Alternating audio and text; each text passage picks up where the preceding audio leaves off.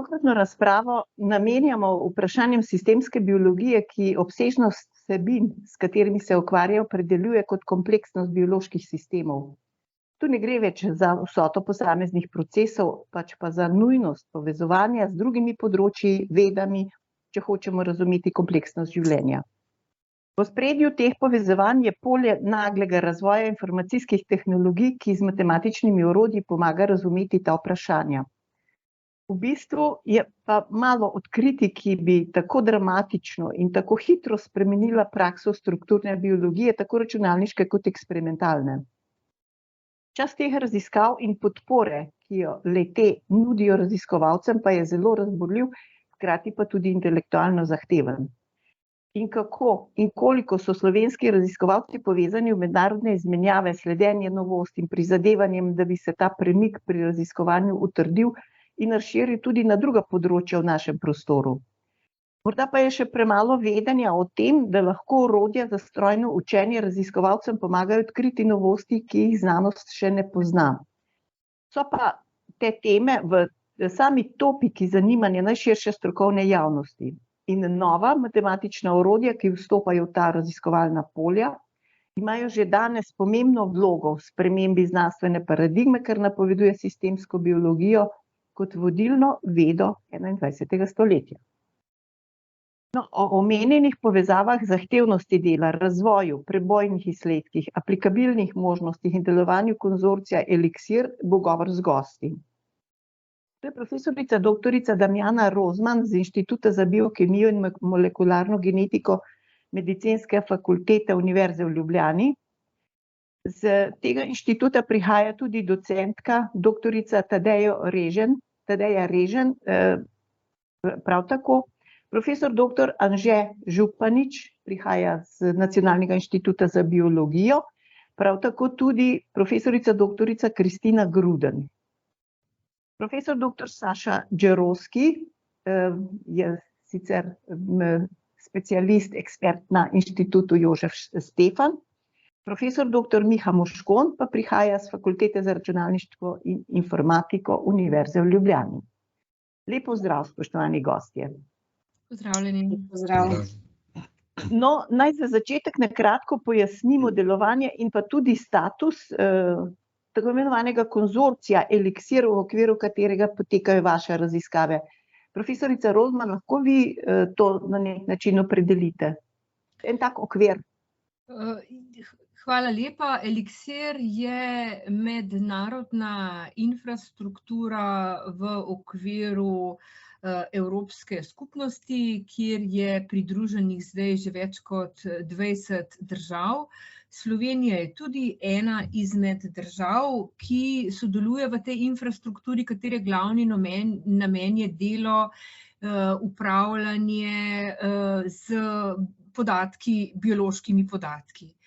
In seveda sistemska biologija, o kateri bodo potem tudi kolegi več povedali, je tudi del tega spektra. In v mednarodnem prostoru je bila najprej to tudi samostojna infrastruktura, imenovala se je ISBE, ampak zdaj se je ta del infrastrukture, torej del sistemske biologije infrastrukture v Sloveniji tudi pridružil Eliksirju, tako da mislim, da smo zdaj še bolj bogati, bolj raznoliki, bolj barviti, bolj interdisciplinarni in še bolje povezani z naravoslovne znanosti, medicinske znanosti in seveda tudi informatika in druge računske tehnologije. Koliko 21 držav je vključenih? A so to samo evropske države ali gre za širši prostor tudi? Tukaj gre za evropsko infrastrukturo, tako da nekako se v vse evropske infrastrukture, Eliksir in tudi ostale, združujejo zgolj evropske države.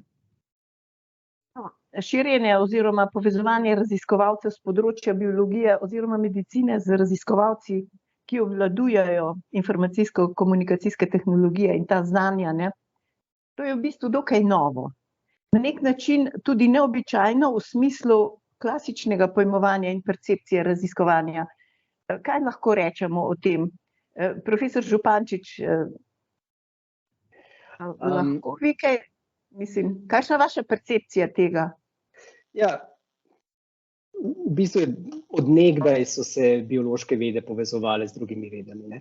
Tako da to ni nekaj res novega. Tisto, kar je mogoče bolj novo, je to, da je teh povezav zdaj več, ker je pa tudi povezano s tem, da so nove tehnologije omogočile pridobivanje čedalje več podatkov na tem prostoru, ne. Tako da z več podatki je več možnosti, da se jih obdela na matematični način in s tem je tudi to povezovanje v bistvu postalo nekaj bolj običajnega, ne še tako običajno, kot bi si po mojem vsi tukaj želeli, ampak vseeno nekaj, kar se dogaja zdaj precej bolj standardno. In sistemska biologija je pač del tega, ne, s tem, da seveda je v bistvu mogoče tisti najvišji del, ker za sistemsko biologijo nekako rabiš največ podatkov. To, da lahko postaviš matematične modele nekih bioloških procesov, to je tam, kjer je pravzaprav potrebnih največ podatkov in šele zdaj v zadnjih 20 letih se nekako začel producirati dovolj, da je lahko tudi sistemska biologija močno napredovala. Tukaj sem rekla, da glede vprašanja, kakšna je percepcija raziskovalcev do raziskovanja. Zdaj recimo to novo paradigmo, kjer stopajo te nove tehnologije oziroma nova znanja informacijsko-tehnoloških in tako naprej, ne, bo potem umakala recimo način percepcije raziskovanja. Jaz bom raziskoval tisto, kar me zanima in me pustite primeru. To namreč tudi slišimo recimo v raziskovalnih okoljih. Kaj rečete k temu? Tu gre popolnoma res za neko novo paradigmo, vam se mogoče čudno zdi, ampak morda, vi ste vsi naravoslovci, ne? Ampak me zanima, kakšna je vaša percepcija recimo nekega prihodnjega razvoja glede tega? Kdo bo kaj o tem? Ja, profesorica Rozman. Če kakšno besedo rečem, zdaj vi verjetno mislite to, a ne, da od teh začetnih redukcionističnih raziskav, kjer smo se res usmerjali na en gen, na en protein, imamo zdaj naenkrat pred seboj cel človeški genom, vse gene, vse proteine, vse presnovne produkte. In tukaj zdaj dejansko, če mi želimo celostno razumeti sisteme, kar tudi sistemska biologija in sistemska medicina, to je del tega, ne, potem moramo pogledati z vrha. Se pravi, tukaj je zdaj ta holistični pristop, ki pogosto s tem, ko mi preiskujemo cel sistem, bolno tkivo, zdravo tkivo in jo primerjamo, odkrijemo še popolnoma nepoznane povezave in z vsakim takim eksperimentom potem tudi nove hipoteze ustvarjamo, ki jih je možno potem tako računsko, kot tudi eksperimentalno validirati. In ta holizem, to ni nekaj novega, ne? Že Aristotel je povedal, the whole is more than the sum of its parts. Torej, to je starodavni pogled, ampak šele zdaj, pred nekaj desetletji je začel prihajati tudi v vede v življenju. Ampak ta redukcionizem, kot ste ga omenili, najbrž pa tudi je včasih pa potreben, a ne? Seveda, za validacijo potrebujemo pa spet iti na en gen, en protein, mogoče en presnovni produkt.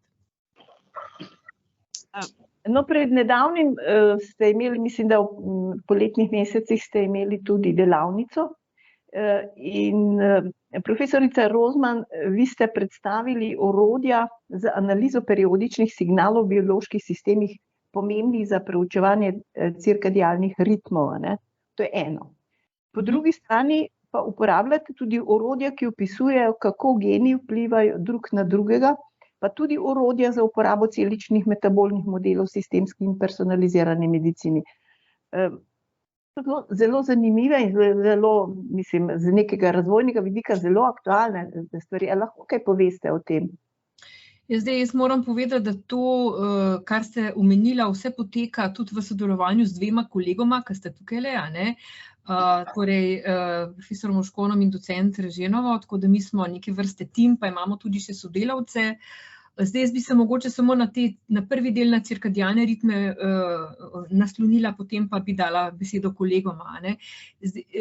Obnašanje organizma in naših procesov v 24-urnem ritmu, torej nekako v sozvočju z temo in z svetlobo, to je tudi nekaj evolucijsko zelo ohranjenega in je v humano medicino, pa tudi v druge naravoslovne vede prišlo relativno pozno. Ne? Več se o tem govori od leta 2017 naprej, ko je bila podeljena Nobelova nagrada za odkritje mehanizma cirkadianih ritmov in danes vemo, da se morajo naši procesi v organizmu ves čas prilagajati, torej naša notranja ura se mora ponastavljati dnevno z zunanjo uro in seveda, če mi eksperimente delamo v 24-urnem ciklu, pridobivamo podatke iz vzorcev, ki jih vzorčimo večkrat na dan, potem mi teh eksperimentalnih podatkov ne moremo več obdelati na roko, interpretirati na roko. In tukaj so potem potrebni računski modeli, tukaj s profesor Moškonom sodelujemo, v bistvu algoritmi, s katerimi ti poskušaš svoje eksperimentalne podatke postaviti v nek sinusni ali pa kosinusni vzorec, ker to je tisto, kar nekako od cirkadianega ritma pričakujemo, da so v nekem določenem delu dneva hormoni bolj izraženi, bolj aktivni, v drugem delu dneva pa je to utišeno in takrat organizem počiva. Samo mimogrede, zakaj recimo neka, bom rekla, laična javnost razume ali pa percepira, mislim, te cirkadialne ritme samo v zvezi s spanjem, so pa mnogo več, ne? Seveda, to cirkadiane ritme imajo tudi drugi organizmi. Poleg cirkadianih ritmov so seveda tudi ultradiani ritmi, ki imajo drugačno periodo kot 24 ur. Tudi recimo zimsko spanje živali je neke vrste ritem, menstruacijski cikel je tudi neke vrste ritem, tako da cirkadiani ritmi so samo eni izmed številnih periodičnih procesov v naravi. Profesorica Režen, vi pa prihajate ravno tako z tega inštituta,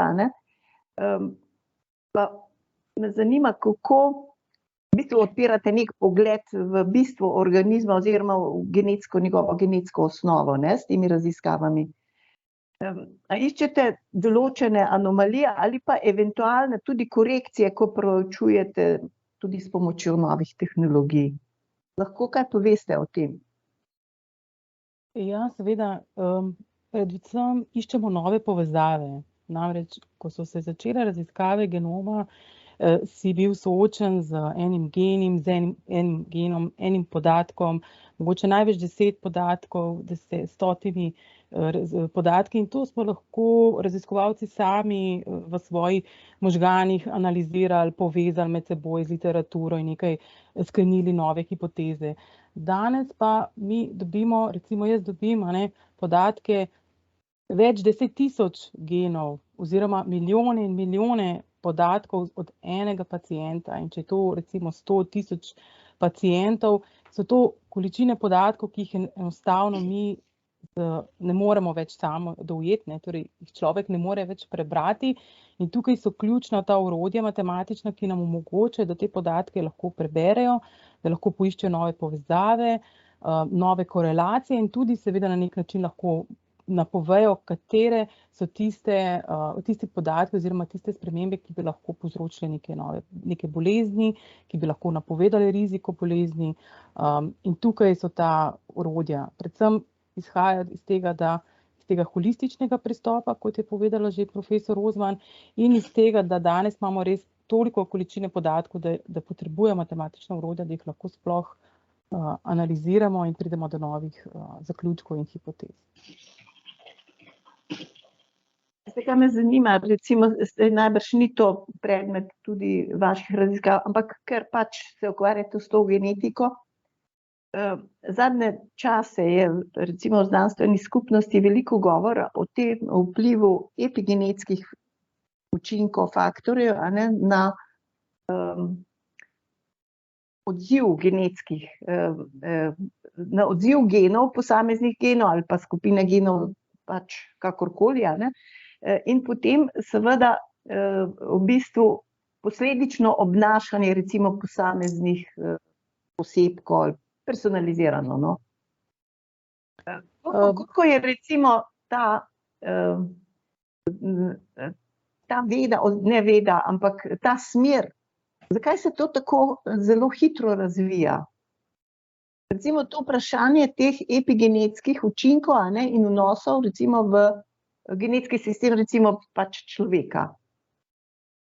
Tukaj mislim, da je predvsem ključno, da imamo zdaj zares tehnologije, s katerim lahko to merimo na večjih genih oziroma na celotnem genomu osebe. Lahko merimo v različnih tkivih, kako se spreminja, lahko merimo v različnih časovnih enotah in imamo seveda tudi matematična orodja, ki nam omogočajo, da vse te analize združimo. In tukaj mislim, da je ključni preboj bil ravno ta, da smo lahko to začeli. Prvič, da imamo tehnologijo, ki nam to omogoča, da merimo in da lahko to merimo na res za vse gene hkrati, za veliko pacientov hkrati. Se že gen lahko aktivira, recimo, če ne deluje? Ja, to sem zdaj našla.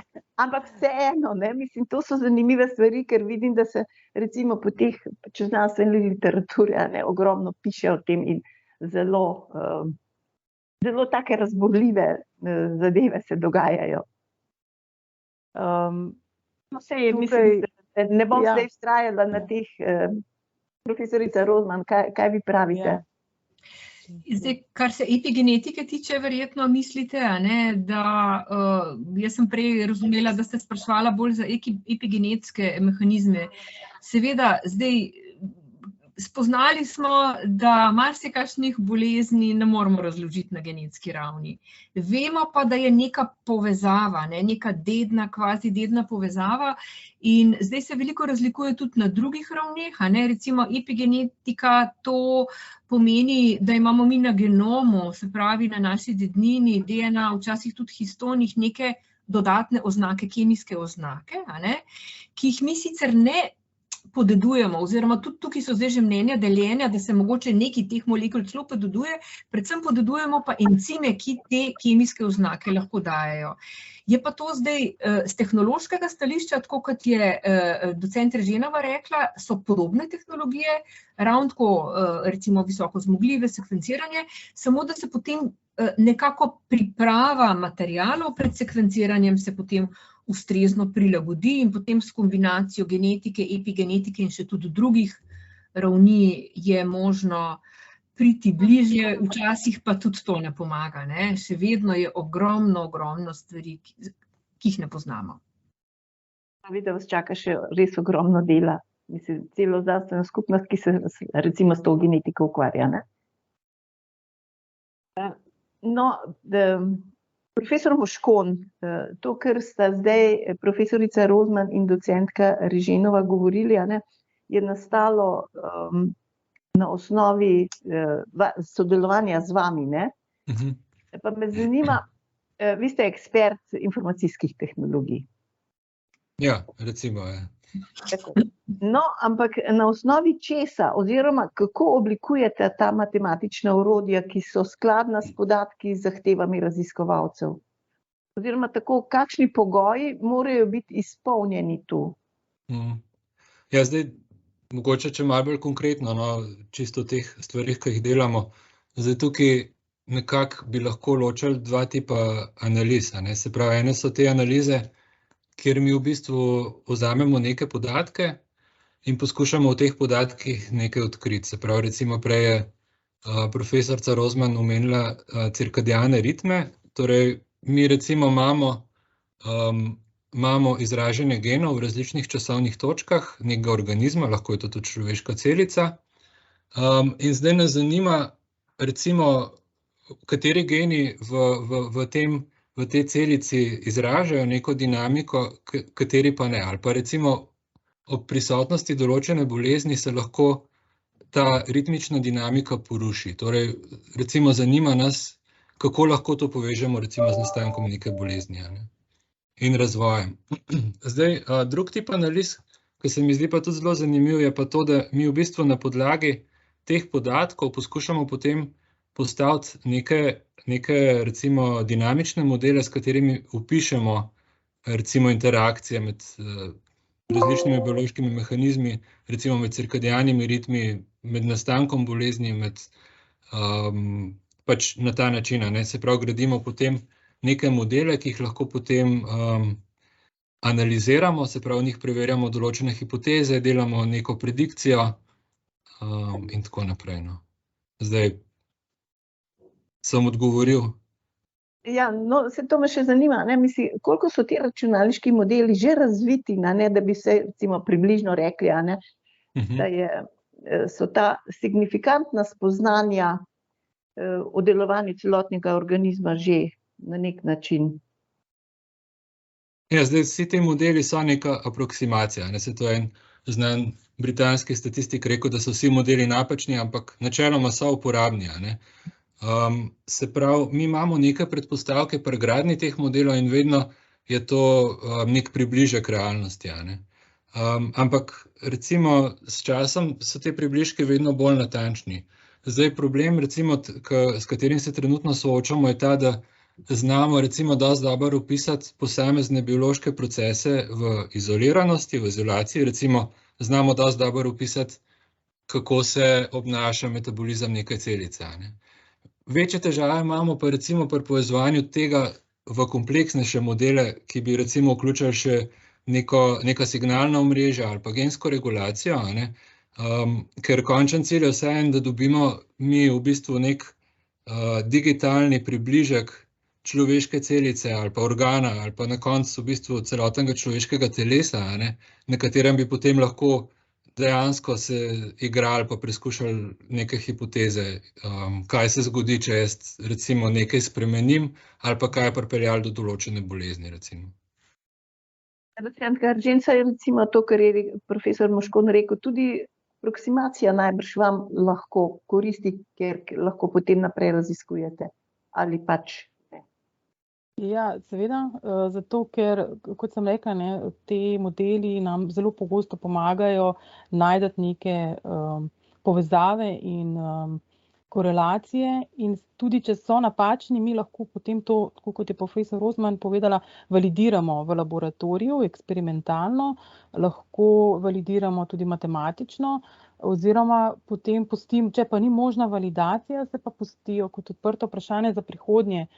Pogosto bi bilo potrebno imeti velike kohorte pacientov, da bi lahko nekaj potrdili.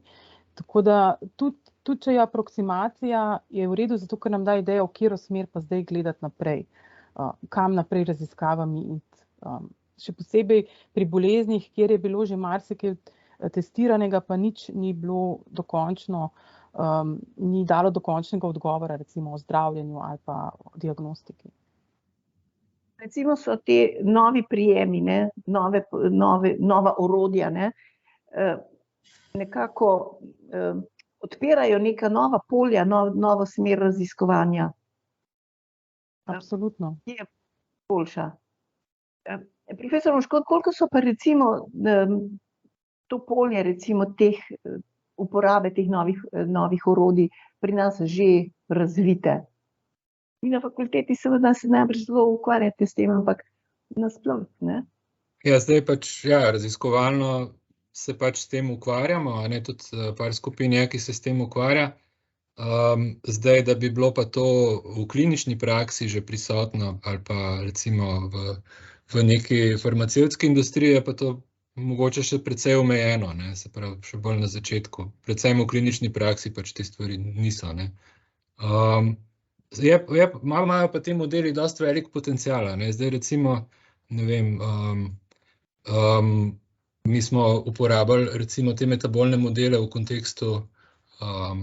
kontekstu covida, se pravi, da pač ti lahko vzameš podatke visokoprepustnih tehnologij, ki so pač javno dostopni, recimo, a ne, v raznih podatkovnih bazah, in te podatke nekako z algoritmi integriraš v te računske modele in lahko na podlagi tega delaš v bistvu zanimive stvari, kot so recimo napoveš oziroma opazuješ stvari, ki so se spremenile, lahko v bistvu jih uporabiš te modele za določitev potencialnih tarč za zdravila, ki bi jih lahko recimo napadel, ne, v posamezni bolezni, tako da to je dosti uporabno. No.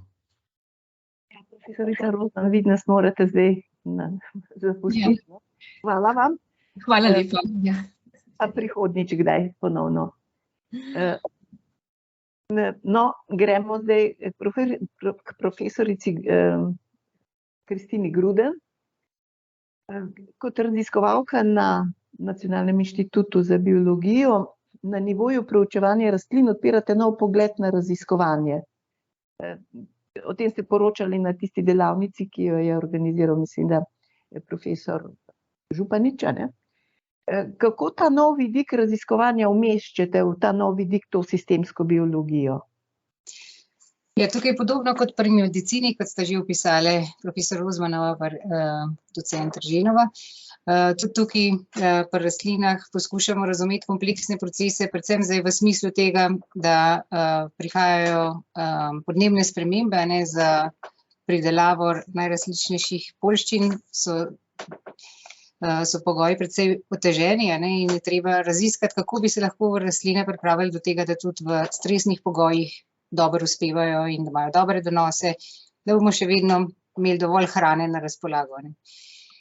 In čeprav izgledajo na prvi pogled rastline bistveno bolj enostavne, ne, kot ljudje, ampak še zmeraj so procesi zelo kompleksni noter in procesi prilagajanja na najrazličnejše strese še posebej.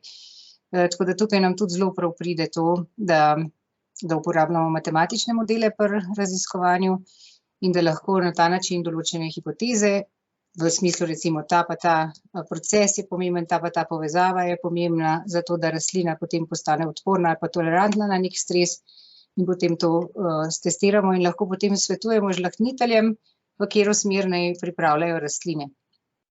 Nove sorte, recimo krompirja, vinske trte in tako naprej. Tako da to je kar tako lušno, no. Ne, koliko vam recimo ta nova orodja koristijo? Lahko vam čisto povem, recimo, tri hipoteze smo naredili in vse tri smo potem potrdili, tako da smo res ene nove principe delovanja rastlinskih celic odkrili prvo s pomočjo modelov matematičnih. Ne. Tako da to je čisto nov preskok, so stvari, ki jih sicer sploh ne bi mogel razumeti, ne, če ne bi teh orodij uporabljal. Tako da za biologe to, mogoče ste prej tudi že malo vprašali, če lahko zdaj še raziskovalec sam zase dela, jaz mu sam to delo, ne bom se povezoval, ne, mogoče lahko tukaj še malo nadgradim odgovore od prej. To skoraj se mi zdi, da zdaj ni več mogoče, no, zaradi tega, ker sam prideš samo do nekje, ne. Ne moreš res stvari premikati naprej, šele če se povezuješ v take interdisciplinarne time, kot recimo se vsi tlele, ki smo prisotni, ne, da smo iz zelo različnih področji, pa skupaj delamo in potem se res lahko premaknejo stvari naprej, se poveča razumevanje bioloških sistemov in lahko potem prenašamo to tudi v aplikacijo, ne, kot v medicini, pač v samo diagnostiko, pri nas pa v izboljšavo rastlin na pravi način. Ne. Profesor Županič, vi tudi prihajate z tega Nacionalnega inštituta za biologijo. Se pravi, da imate na nek način pogled v recimo razsežnost ali pa obsežnost teh raziskav. Pa me zanima, kaj vi rečete na to, kar je profesorica Gruden zdajle nazadnje povedala o teh samohodcih, ki vztrajajo, da so samohodci recimo v raziskovanju, nasproti s tem povezovanjem, nujnim povezovanjem. Kako bi vi to pojasnili? Jaz moram reči, da jaz samohodcev ne poznam več. Ne. Je pa res, da obstajajo raziskovalci, recimo, ki so za svoje celo življenje nekemu določenemu vprašanju posvetili. In ker ni bilo prav veliko drugih ljudi, ki bi recimo to raziskovali, so potem sami naredili res ene ogromne premike. Ne.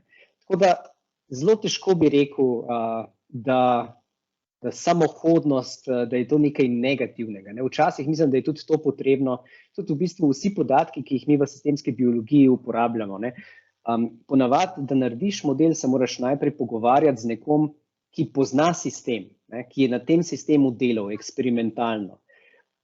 ponavadi celo ne samo ene osebe, ampak več različnih oseb, zaradi tega, ker sistemi so kompleksni in ljudje so recimo malo bolj specialisti za eno ali pa za drugo stvar. Ne.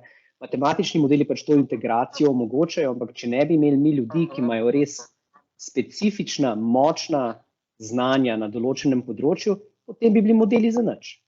Tako da, ja, sodelovanje je danes nekaj nujnega, mislim, da že vsi veliko sodelujemo, ampak brez te ekspertize posamezne, ne, pa bi bilo to sodelovanje po mojem brez veze. Tako da rabimo močna posamezna znanja. Zakaj je po vašem prišlo do tega obrata, do tega premika v raziskovanju? Oziroma tudi tako, kako to stroka, kako znanost to sprejema? Nenazadnje tak način dela zahteva večji kognitivni angažma, ne? Najbrž po mojem, ne? Več znanja, spremljanje novosti, iskanje novih spoznanj in pa možnosti seveda ustreznih aplikacij. Zdaj, jaz bi naivno po mojem rekel tako, vse te lahke zadeve smo že pogruntali. Ne? Vse tiste stvari, ki jih je lahko en posameznik, brez vsega, kar so drugi okrog njega delali, pogruntal, to smo že naredili. Tako da zdaj nam je več ali manj ostale so težke stvari, ostalo je res razumevanje sistemov, tega se pa zdaj več ne da delati. Torej, če hočemo karkoli novega narediti, je to sodelovanje preprosta nuja. Ne? Lahko rečemo, da je to evolucija znanosti. No, jaz bi se včeraj navezal, če dovolite. Ja, profesor Čerovski, ja. V resnici je sistemska biologija in nasploh sistemske znanosti se ukvarjajo s sistemi, ki so pač skupki različnih delov, ki pa so v interakciji med sabo. In kompleksnost sistemov se rodi ravno iz teh interakcij. Če vsak delček posebej gledamo, jih lahko zares preštudiramo do konca in jih zelo dobro razumemo. Ampak ena čista nova kompleksnost se rodi v teh interakcijah, kad te deli se povezujejo med sabo in iz relativno preprostih sistemov lahko dobimo zelo kompleksna obnašanja. In ravno zato sistemske znanosti nasploh in sistemska biologija posebej se osredotoča na modele, ki so orodja za preučevanje teh sistemov in njihovega kompleksnega obnašanja. Profesor Županič je zelo lepo povedal, da pač za zgraditi te modele mi potrebujemo neko ekspertno znanje, nekoga, ki sistem dodobra pozna in se potem tisto znanje pretoči v te modele, ki so lahko matematični, lahko so tudi računalniški, ampak je njihova lastnost, da ključne lastnosti, ključne, bom rekel, detajle sistema, ki ga preučujemo, nekako povzamejo na en zelo konkreten način. In zdaj to, čemur smo zdajle priča, ne, je, da se vedno več podatkov o obnašanju sistemov generira. Mi, znanstveni inštrumentarij, se zelo krepi, mi lahko opazujemo, kako se sistemi obnašajo zelo natančno, zelo v detajle, ne? In vse večji je ta res korak med temi podatki, ki jih imamo po drugi strani, in znanjem, ki nam ga te podatki posredujejo o sistemu, ne? In zato so te modeli to ključni, ki sintetizirajo vse te podatke v take relativno preproste modele, ki so taki pač informacijski artefakti, ne?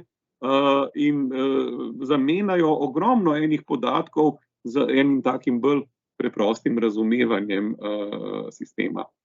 In to v resnici, tle bi zelo na kratko tudi povedal, jaz delam na področju umetne inteligence in strojnega učenja.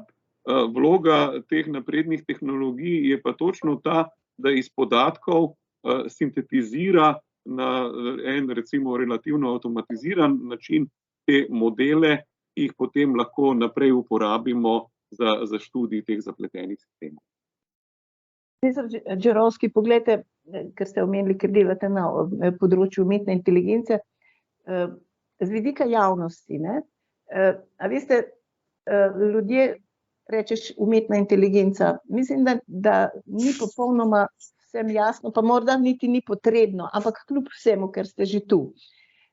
Mislim, da se umetna inteligenca ima na nek način, neka dva pomena, bi rekli, ne?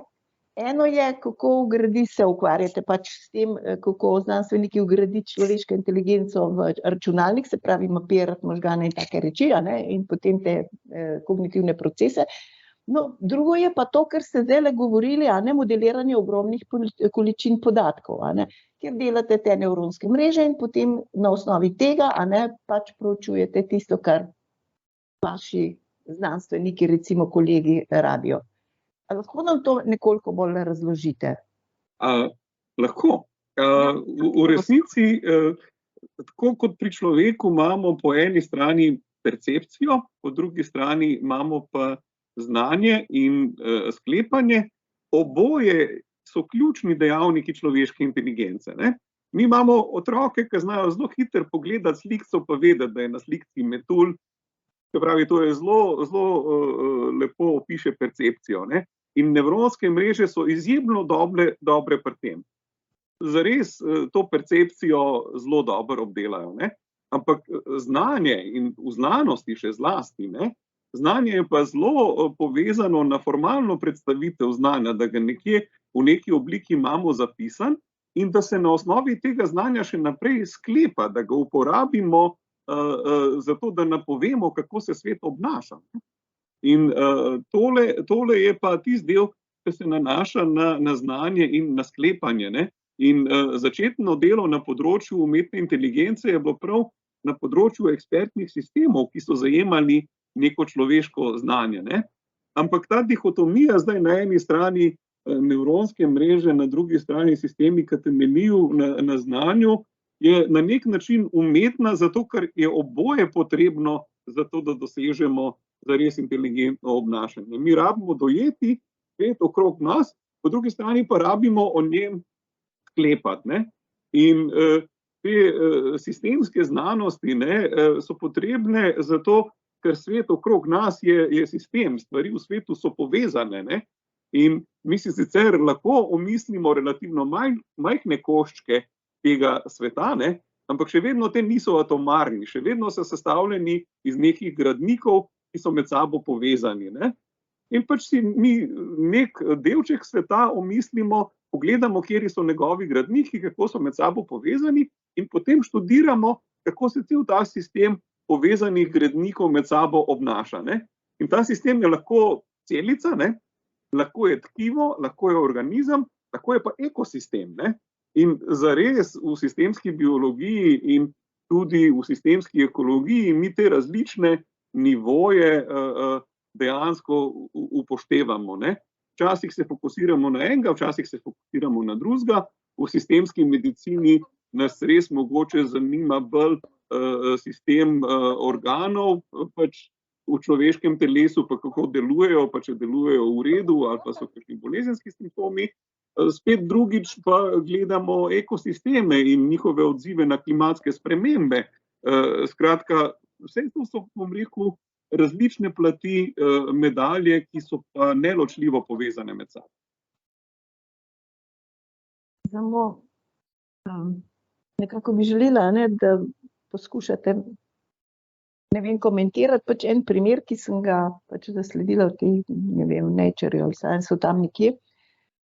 Kaj vse zmorejo res ta matematična orodja, ko vstopajo v polje teh raziskav in kako so to dejansko fascinantne stvari.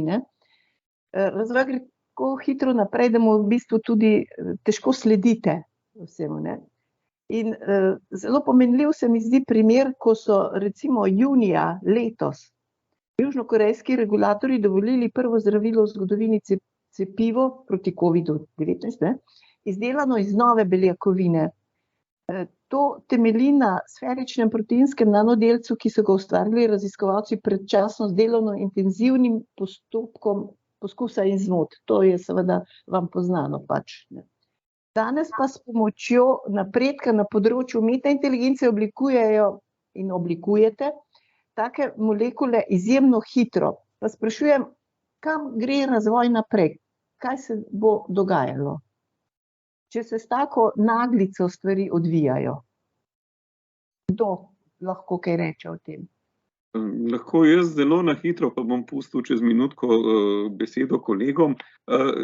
Sam pojav COVID-a, ker je svet v resnici zelo na hitro zajel in so bili potrebni hitri odzivi, nas sili v to, da recimo hitro razvijamo nova cepiva, nova zdravila in te metode, bom rekel, avtomatiziranega modeliranja ali podatkovne analitike, ki jih lahko uporabimo tudi za načrtovanje novih zdravil, nam omogočajo, da se pač na nove izzive hitro odzovemo. Ste seveda še naprej. Koliko pa recimo slovenski raziskovalci spremljate ta dogajanja recimo v tem polju svetovnega razvoja recimo? Zdaj, na tem področju umetne inteligence ima Slovenija prav dolgo tradicijo in je zelo dobro umeščena, ima veliko človeškega potenciala. Čisto konkretno delamo tudi na razvoju različnih novih zdravil.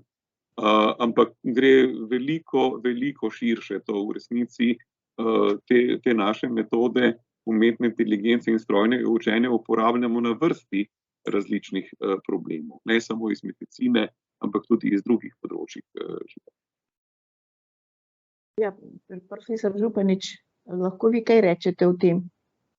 O tej nujnosti povezovanja. Vi ste že v začetku rekli, da je treba seveda, da ne poznate samo hodcev, da je treba stvari holistično pogledati. Ja, meni se absolutno zdi, da je to edini način, ampak pri matematičnih modelih bioloških sistemov je treba zmeraj razumeti. Mi imamo v ozadju nek namen. Torej, vsak model je narejen z nečim določenim v mislih. Kar pomeni, da tudi njegova kompleksnost je temu prilagojena. Zdaj, če bi mi radi imeli digitalnega dvojčka na računalniku, prekrasna zadeva, ampak to je nekaj, kar je zelo, zelo drago, zelo težko pridemo do svojega lastnega dvojčka, nemogoče še trudno. Da pa lahko recimo povežemo par organov, ključni pristopi v par ključni podatki, ključna fiziologija nekaj organov, ki so pomembni za neko določeno bolezen, ali pa mogoče pri rastlinah povežemo, kakšno je delovanje listov, kakšno je delovanje korenin, ki sta glavna sistema, ki interaktirata z okoljem. Ni nujno, da vključimo v te modele prav vse. Vključimo tisto, kar je najbolj pomembno za vprašanja, ki si jih postavljamo. In več ali manj ljudje, ki so eksperti na svojem področju, so ponavadi tisti, ki ta vprašanja postavljajo. Zdaj mi, recimo jaz, ki se pa bolj prihajam iz matematične strani, pa poskušam najti ali pa sestaviti orodja, ki so kar najbolj primerna, torej modele, ki so najbolj primerni, najbolj sposobni na ta vprašanja odgovoriti. Tako da vsak problem je pa povsem svoja zgodba. Profesorica Gruden, to je zanimivo vprašanje, da vi morate postaviti prava vprašanja, da vam bodo recimo ti eksperti IKT-ja znali določiti pravo orodje. Vi na inštitutu se recimo s temi rastlinami, ki se ukvarjate, ste dokaj povezani recimo s temi mednarodnimi skupinami. Ja, zelo smo, tako ste tudi prej vprašali, kako slovenska znanost, kako spremlja svetovne razvoje, se mi zdi, da smo kar nekako bolj del njih, da samo spremljamo, ampak da poskušamo tudi naprej porivati vse skupaj. Tako da če nismo preveč skromni, ampak mislim, da nam res ni treba biti preveč skromni, ker smo res nekje tam. Tako da, kar se tiče pa te povezave, kako res prideš do dobrih modelov, vsaj pri nas smo tako nekako, se nam zelo dobro obnese, da delamo zelo skupaj, da v bistvu imamo mešane ekipe tako biologov, ekspertov, kot tudi informacijskih specialistov, če se nam jih lahko tako reče, ali pa specialistov v matematičnem modeliranju, in potem skupaj lahko pridemo v bistvu do teh zelo uporabnih modelov, ker to ni tako, da bi se samo eno urco pogovarjal, pa bi že imel vse rešitve na dlani, ampak v bistvu je to dolgotrajen projekt, ki poskušaš izboljševati vse skupaj, da bodo rezultati potem čim boljši. Tako da res je treba zelo tesno skupaj sodelovati, kar pa ni včasih enostavno, zato ker prihajamo zelo iz različnih okolij in se včasih tudi težko razumemo, ker recimo ista beseda ima lahko različen pomen v različnih skupnostih, tako da nekaj časa smo rabili, da smo se navadili drug na drugega. Mogoče tudi zato ta trenutek še ni tako razcvetelo se to področje, ampak mislim, da v bodočnosti pa bo, bodo pa mogli še širše uporabljati te pristope tudi za proučevanje drugih bioloških vprašanj. Danes govorimo to o medicini in biologiji, ampak me zanima, a veste, take modele, taka orodja bi najbrž potrebovala tudi druge vede, recimo družboslovje, humanistika. Kdaj se boste pa recimo z njimi na nek način poskusili odpirati ta vprašanja, pa jim pomagati, ker moja izkušnja je taka, da recimo naravoslovci, fiziki, matematiki, oni se zelo dobro zavedajo recimo teh družbenih problemov, ki nas pestijo, morda vedno bolj. In tudi sprašujejo, seveda to so retorična vprašanja, kje pa so sociologi, psihologi, ekonomisti, da bi recimo dali neko, bom rekel, mirno razlago. Vi jim recimo morda pomagate. Ja.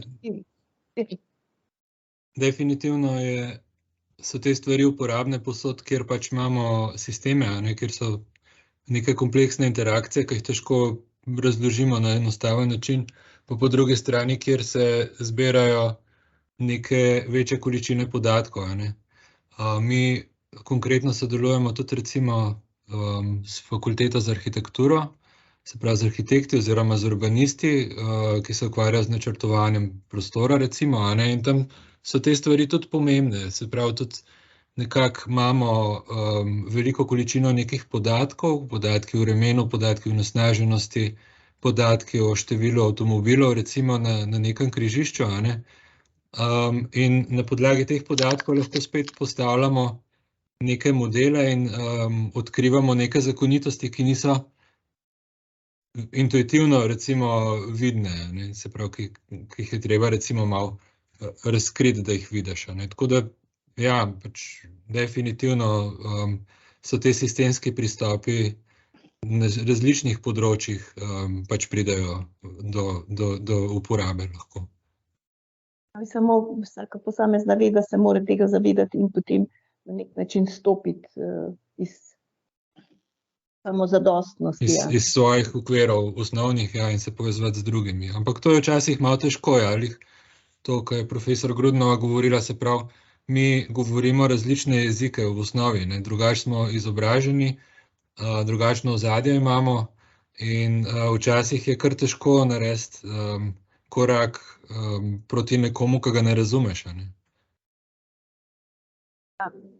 No, še to me zanima, docentka, ne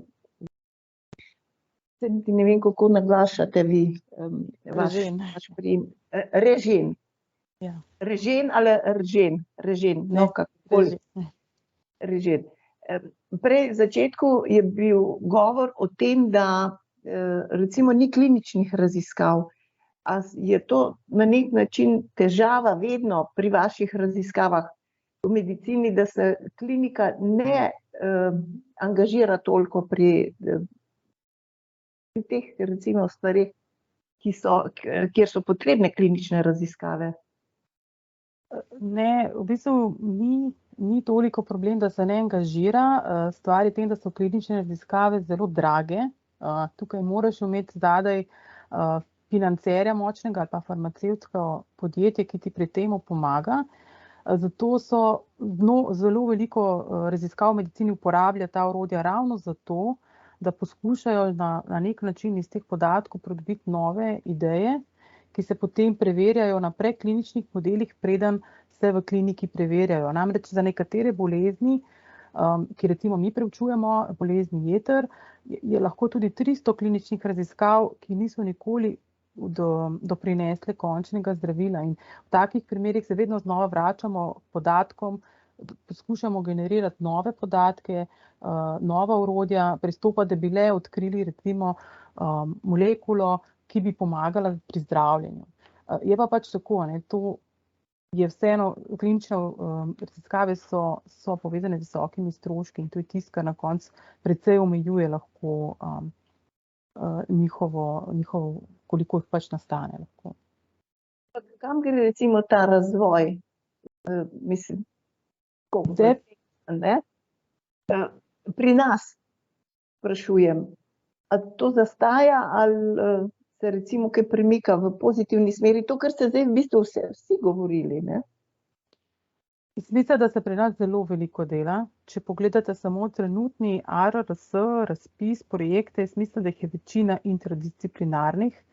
Skoraj vsi uporabljajo neka matematična orodja, ki bi jim pomagali, saj na medicini, pri razumevanju, ker so vsi že prepoznali, da zelo pomembno lahko prispevajo tako v medicini, biologiji, kot tudi na drugih področjih k temu, da lahko nove hipoteze postavimo, ki jih pa potem na tisti klasičen način samohodcev potem potrdimo.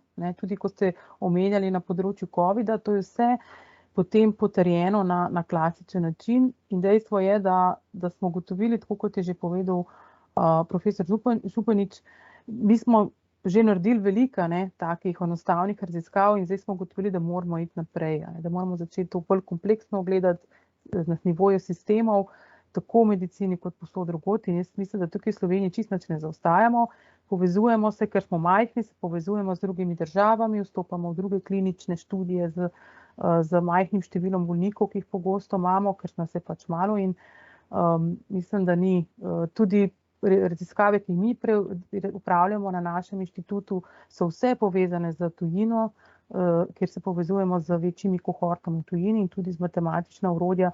Večina nas uporablja, sodelujemo s skupinami v Sloveniji za razvoj matematičnih orodij.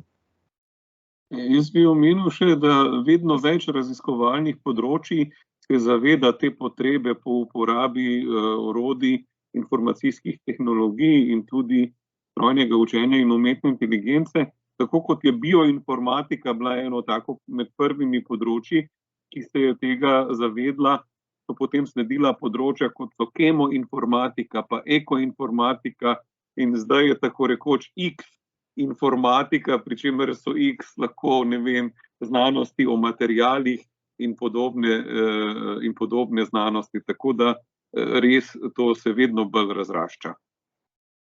Še tole me samo zanima, kakšen potencial pa ima Slovenija, oziroma tako, kako se obnaša, da bi na nek način okrepila bogastvo teh znanstvenih talentov in pa znanja, Gre konec koncev za neko osnovo izgradnje neke nove dobe. Tako na kratko, kdor lahko kaj o tem reče, kakšno vaše vedenje o tem? Jaz bi rekel, da... Profesor Županič. Ja, jaz bi rekel, da bi se dali vedno narediti več, Vedno bi bilo možno v področja vlagati več. Zdaj, ni tukaj mogoče pravi prostor za komentiranje znanstvene politike. Jaz lahko samo rečem, da v znanstveniki, mi, ki smo tukaj in tudi drugi, za katere poznam, mi pač poskušamo biti zelo mednarodni, ves čas iščemo nova znanja, ves čas se povezujemo, ker se na koncu zavedamo, da je to verjetno edini način, da ostanemo pač v vrhu, da ostanemo tam, kjer bi jaz rekel, da smo v tem trenutku.